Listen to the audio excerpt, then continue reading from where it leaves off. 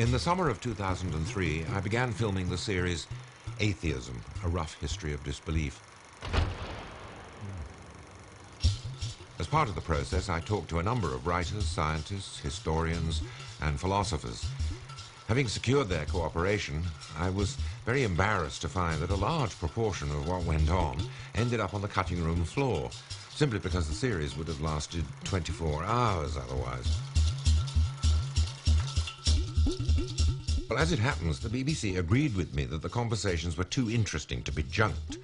And with these 6 supplementary programmes, they've made the extremely unusual decision to go back to the original material and to broadcast at length some of the conversations which I had.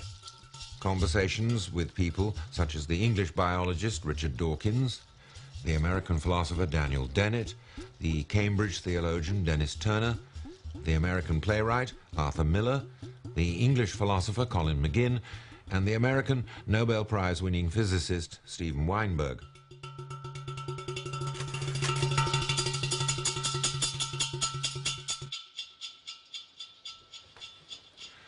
Now, the English biologist Richard Dawkins is probably almost as well known as an atheist as he is as a scientist. And it's clear in the conversation we had that the theory of evolution played a very important part in undermining his own religious belief. But as it happens, we met right at the start of the war in Iraq. So before we could get to Darwin, we started by contemplating the role that religion had played in the policies of a Christian British Prime Minister and a Christian American President. Blair is obviously an order of magnitude more sophisticated intellectually than Bush. That wouldn't be difficult. But I suspect that whereas Bush is just plain naive, they probably both have some sort of an idea that there's a war going on between good and evil. And that, I mean, in Bush's case, and in the case of I think many Americans, I suspect that many of them can't tell the difference between Saddam Hussein and Osama bin Laden. I mean, that they're all evil. And so that's why it was so easy to switch the American public from a genuine fight against terrorism after September the 11th to a totally irrelevant fight against Iraq, which after all could have happened at any time. But what happened was that September the 11th focused everybody's attention on evil and the fact that there's a them against us. And it then became very easy to muddle up in people's minds anybody evil. Now, in identifying them as exponents of evil, I believe, and I'm sure you do, that they actually think that evil is a principle of some sort, which exists in the universe, a spirit. Now, do you think that that notion of evil as an autonomous principle is inseparably associated with a religious belief in a deity?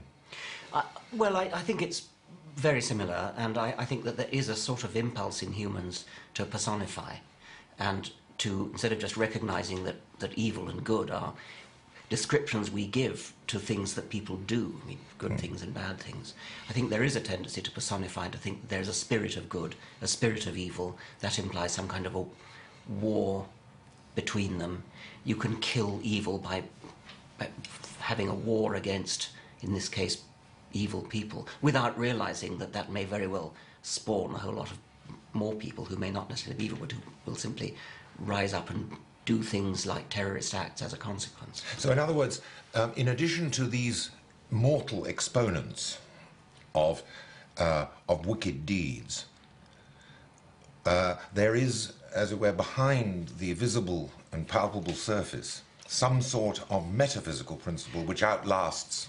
I think that's what they think. Whether directly, I expect Bush actually thinks that literally, and I think Blair kind of subconsciously thinks it, yes. So you think that this is being an inevitable consequence of a larger religious belief in the existence of metaphysical principles in the universe? I'm sure it goes with a larger religious belief, whether it stems directly from that religious belief or whether both of them stem from the same kind of mental predisposition, which I dare say all humans have to some extent. I don't know. But if, as Richard suggests, all human beings share a predisposition to believe, I wanted to know the extent to which he himself might have experienced belief in his early life. After all, I've been talking to many people who, with varying degrees of enthusiasm, identified themselves as atheists or disbelievers, and I was interested in how people arrived at it, or whether they had had it from the start. I asked Richard whether he started life, as indeed I had, without a religious thought. No, I had a normal Anglican upbringing. And I think I first started to doubt it when I woke up to the fact that there were lots of different religions and they couldn't all be right. And it was just an accident, an arbitrary accident, that I happened to have been brought up in the Anglican Church. So that caused me to have doubts, and I sort of became a non-believer at the age of about 9 as a result of that. However, I then reverted to religious belief until the age of about 16. Okay, well, if I can stop you there Yes. and say, I'm very interested in these critical moments. Yes. What do you think prompted the reversion to something which you had begun to be doubtful about? I think it was the argument from design. I think I started to appreciate the glorious complexity, especially of life, and didn't at that time understand the Darwinian explanation for it. And so I think that I did the rather naive thing of assuming that if something looks as though it's designed, it probably is designed, and didn't kind of wake up to the alternative explanation until I was about 16. Also didn't wake up to the fact that even without the Darwinian explanation, design is a very bad explanation for the complexity of life, because it's got a regression built into it. I mean, you have to explain the design error, and so it's not even a good explanation.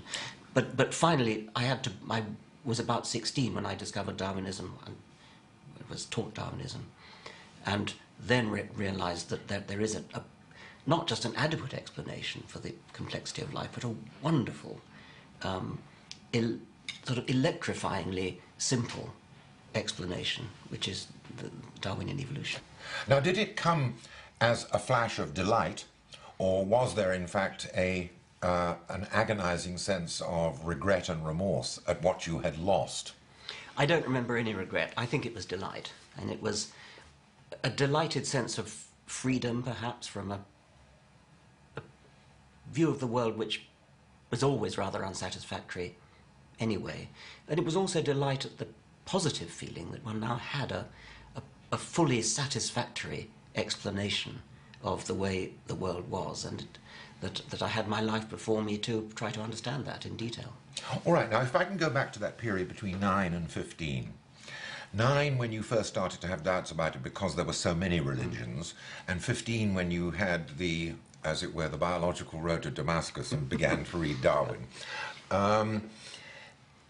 What form did your relatively undoubting religion take? I mean, in the way of observance, in the way of prayer, in one way or another? Oh, yes. Between 9 and 15, I was pretty devout. I got confirmed. I used to pray. I used to sort of have little fantasies at school, in boarding school, sort of creeping down to the chapel and praying and having sort of visions of angels and things. I remember being prepared for confirmation, which actually, even at the time, I could sort of see that was a load of rubbish. I mean, I sort of forced myself to go on believing in it, because here was this vicar in his cassock telling me about it, but it just didn't hang together. It didn't make any sense. I could follow an argument that said the world is such a beautiful place it needs a designer, but that wasn't what it was about at all. It was all about original sin and things like that, which even then I could sort of see wasn't really coherent. So in a sense then it was more tied to morality and the sense of sinfulness than it was to the beauty of the creation. I think the preparation for confirmation probably was, yes. Yeah.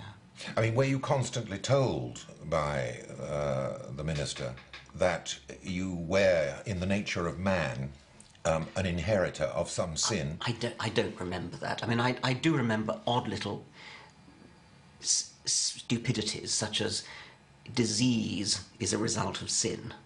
Disease is not a result of bacteria or viruses or cancerous tumours. Disease is a result of sin. And I can remember being told that and hearing other people saying it later on, apparently taking it seriously. I mean, they just didn't sort of seem to realise what an extraordinarily unpleasant as well as illogical thing it is to believe. So when at the age of 16, you became acquainted with Darwin. Was it because you were taught about Darwin, or you began reading The Origin of Species? No, it's because I was taught. And were you taught by people who, as it were aware, or seemed to be aware of the fact that it would have theological consequences? No, I don't think so. I mean, that wasn't the terms in which they put it, anyway. How soon in the lessons did you begin to see that it did have theological consequences, that it more or less knocked the idea of design on the head? I do remember that I understood the principle of Darwinism before I believed it was really big enough to do the job. So I understood the principle of it and realized that, yes, that is a candidate explanation for doing this job, but I still don't think it's a big enough job. And it was only later that I decided, yes, it is a big enough. Well, in that case, I'm going to ask you this question. I'm going to ask you, for the point of view of the viewers, to... It's an awkward question I'm asking you, to give us a summary of the most persuasive version of Darwinian theory. Right. First, I would make a distinction between the fact of evolution, the actual change from generation to generation that has led from bacterial ancestors to all the creatures that we have today by gradual change, such that you wouldn't have noticed it in any particular generation. That is a matter of fact which can be observed not directly but by its aftermath in the form of fossils and the pattern of living creatures. Then ask, what is the guiding force that led to it being like that? Natural selection. And the most illuminating way I can think of to explain that is that all living things contain digitally coded representations of themselves, digitally coded instructions for building themselves and for making more like themselves. The instructions survive or they don't survive, depending upon how good the bodies are at surviving and how good the bodies are at reproducing and therefore passing them on. Mm-hmm. Therefore, the world becomes filled with coded instructions for being successful in building bodies that survive and reproduce those very same coded instructions. Now, the objection that is constantly raised by people who hear this, to me and to you, extremely persuasive argument, they say, aha, but what is the source of these fruitful novelties upon which natural selection exerts its pressures? People would say, well, surely the novelties themselves, even if they are then pressure is exerted upon them, something has to explain the novelties themselves. Yeah. Well, the novelties themselves, of course, are genetic variations in the gene pool, which ultimately come from mutation and more proximally come from sexual recombination. There's nothing very inventive or ingenious about those novelties. I mean, they are random. And they mostly are deleterious. Most mutations are bad. And so you really need to focus on natural selection as the positive side, and it's only natural selection that produces living things which have the illusion of design. The illusion of design does not come from the novelty. It comes from what happens to the novelty as it is filtered through. But the argument was constantly levelled about the imperceptible changes which might, in fact, as they were developed and recurred, would have culminated in something as useful as a feather. They constantly emphasised the fact, what was it about that early novelty, before it had accumulated to the point where it was recognisably doing an adaptive job, where could natural selection get its purchase upon something which was no more than a pimple? Yes. Well, it's a fair point, and it's one that I've talked about quite a lot.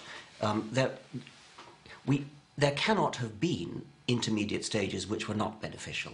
There's no room in natural selection for the sort of foresight argument that says, well, if we got to persist for the next million years and it'll start becoming useful.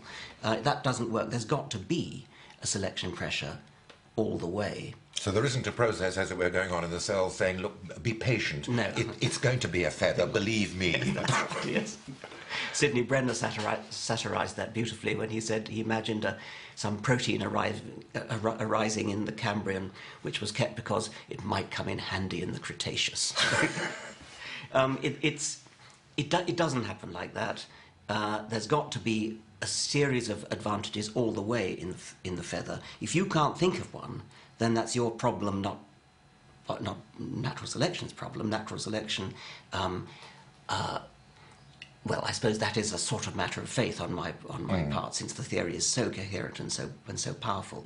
You mentioned feathers. I mean, it's perfectly possible that feathers began as sort of fluffy extensions of reptilian scales to act as heat insulators. And so the final perfection of the sort of wing feathers that we see in flying birds might have come very much later, and the earliest feathers might have been a different approach to hairiness among reptiles, keeping them warm. Over and over again, we come across cases where an organ starts out doing one thing and then gets modified to doing another thing. But it's not very useful to challenge an individual biologist's ingenuity in thinking up what particular intermediates might have looked like, because we don't, I mean, maybe we're just not ingenious enough to think what they are.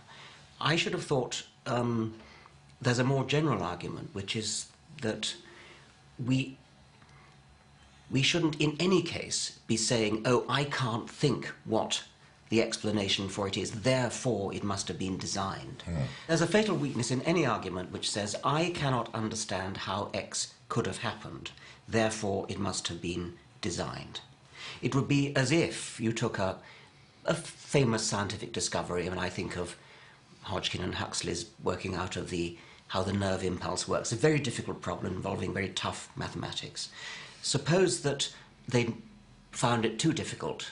Would we have respected them if they'd said something like, I can't work out how this nerve impulse works, Hodgkin, can you? No, Huxley, I can't. Let's just give up and say God did it.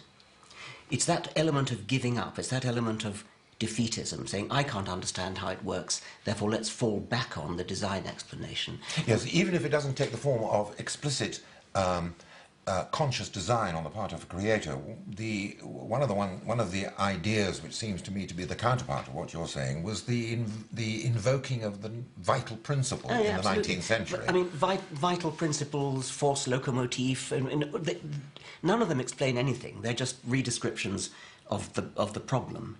But they're pernicious because people think they explain something. It sort of vaguely sounds as though it explains something, and people are so used to the idea that complicated things in our human world are indeed designed and made.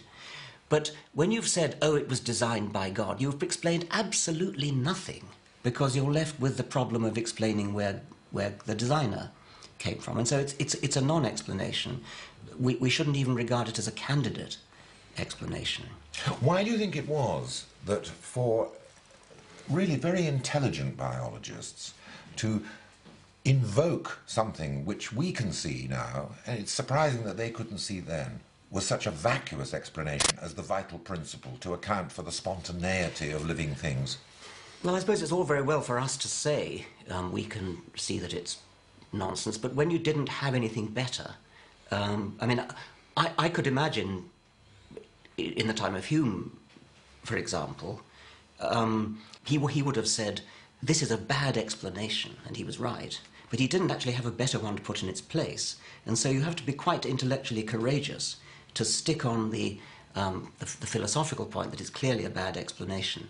And I think that in a real sense it had to wait for Darwin, who produced a deeply satisfying explanation. I mean, it would have been wonderful if Hume would have been simply captivated to have heard Darwin's explanation, I suspect.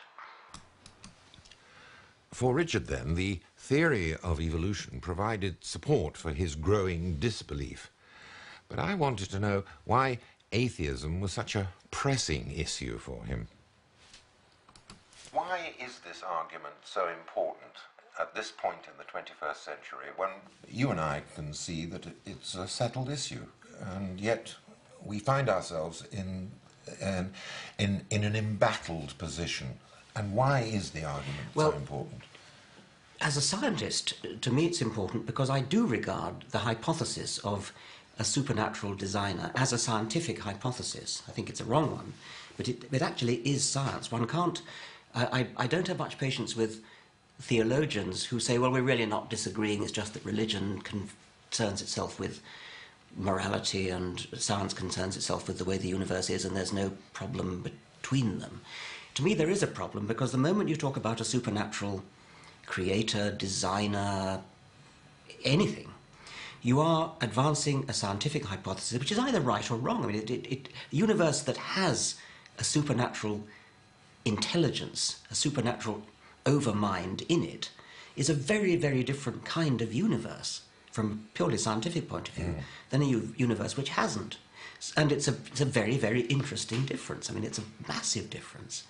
And I think it's scientifically interesting to hold a view of the universe which I do, which is that there is no supermind. Well, there may be minds far superior to ours, but they will also have come into existence through a slow, gradual, incremental process. They were not there from the start. People who hold the opposite view, that there was a supernatural intelligence right from the start, responsible for it all, are advancing a very, very diametrically different scientific hypothesis, which has got to be either right or wrong. Even if we can't finally decide whether it's right or wrong, we must at least admit that it is a different hypothesis, very different hypothesis, and therefore it matters. But I often encounter religious people who argue in the following way. They'll say, well, it's not really, and we don't think of it as a scientific hypothesis. We think of it as something which involves a leap of faith. In other words, that it's not something which they say can be proved right or wrong. There's no way in which it can be proved right or wrong, because it belongs to a domain of existence and entities about which that sort of proof, disproof, and research are irrelevant. There is something which they call the leap of faith, which identifies you with this creator. Well, that sort of thing just leaves me cold. I mean, I can't really even begin to empathize with it. I understand that it may be in principle impossible to demonstrate one way or the other, so there may be no scientific test you could ever do to decide the question, and that I could believe. But to me, that still leaves the point that it either is true or it isn't. A leap of faith which just means that a person has a sort of internal feeling of revelation which is not shareable with anybody else and which can't be demonstrated to anybody else. To me, that just sounds like a mental delusion. Why is it then that people actually invoke the notion of a leap of faith, not as a weakness on their part, but as some sort of virtue which is lacking in people like you and me? Well, that there is some sort of peculiar willingness, and a willingness which indicates some sort of spiritual generosity, which we somehow don't have. Well, I mean, first thing, I think it's important to stress, in view of our earlier conversation, that the kind of person you're now talking about is a very much more sophisticated animal than the sort who argues about creationism and that kind of thing, because those people really would think that there was some intervention by the deity in the world. But your people with their internal revelation presumably accept that their God doesn't actually intervene in the world. Otherwise, they would have to concede that it is a scientific hypothesis. So the domain in which he works, or it works, seems to be a rather strangely detached from the world domain, purely concerned with internal feelings that people privately have. But the implication is that it's a domain from which we are unfortunate enough to be excluded. That's right. And that, as I say, that it's a lack of some sort of talent, generosity, or blindness on our part, which cuts us off from the beauty and majesty of this domain. Like not knowing what it's like to fall in love or something. Yes. Being deprived, being deficient in some important way. Yes, I mean, I can understand that, and I actually could imagine that we're not so deprived as... I mean, because you and I probably do have feelings that may very well be akin to a kind of mystical wonder when we contemplate the stars, when we contemplate the galaxies, when we contemplate life, the sheer expanse of geological time. I experience, and I expect you experience, internal feelings which sound pretty much like what mystics feel, and they call it God. And I've been called a very religious person for that reason.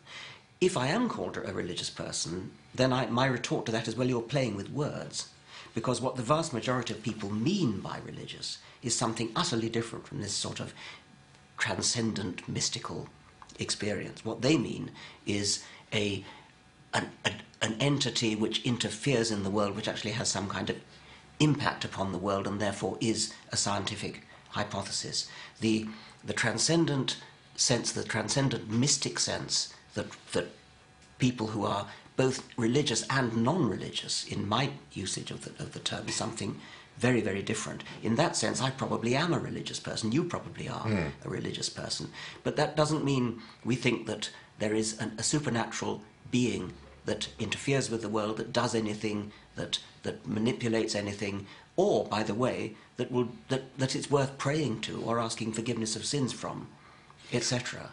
But once we concede that, I know this is what I call the clergyman in the laurel bushes, that as soon as one makes any concession in the direction of wonder or a sense of majesty and mystery, and it's not confined to the large things, I mean, just simply contemplating mitochondria, yes, or produces the same sort of Blakean feelings that yes, he exactly. had from grains of sand. Exactly. The clergyman in the laurel bushes leaps out and says, yes, you are one of us after all. Exactly. It's happened to me over and over again. I think it's deeply dishonest, and I think it's fooling around with words and not understanding or not honestly dealing with the way ordinary people use words. And so I prefer to use words like religion, like God, in the way that the vast majority of people in the world would understand them, and to reserve a different kind of language for the feeling that we share with possibly your clergyman in the laurel. But, I mean, as soon as one does admit that, and admits the unknowability of things, there is always the implication from the religious, not necessarily from the orthodox religious, but the people who are susceptible to energies and vibrations and aromas and so forth, to the idea that, well, they often say, there must be something. Well, okay, I mean, it just doesn't follow. It's just. Well, my answer to them when they say there must be something, and I always say, well, yes, there is. It's everything. Yes. It's there without Yes. any super added. Yes. I mean, I think I would hit back harder than that actually, and say that the sense of wonder that one gets as a scientist contemplating the cosmos or contemplating mitochondria is actually much grander than anything that you will get by contemplating the traditional objects of religious mysticism.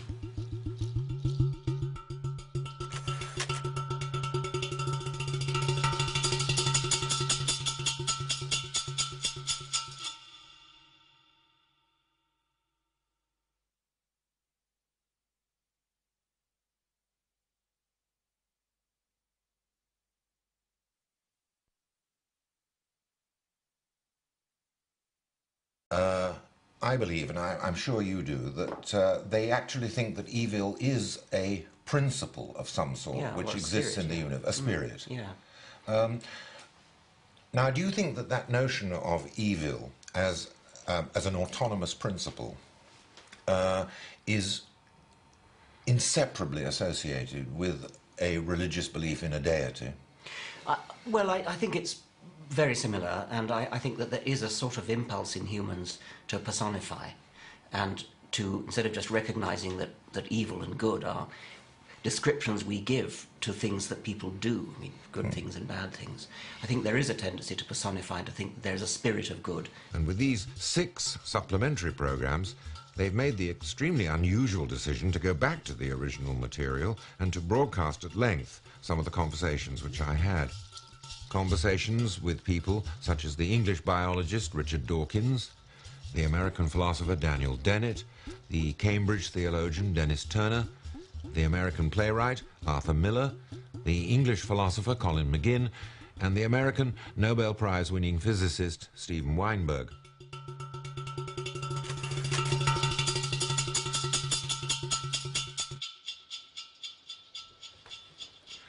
Now, the English biologist Richard Dawkins is probably almost as well known as an atheist as he is as a...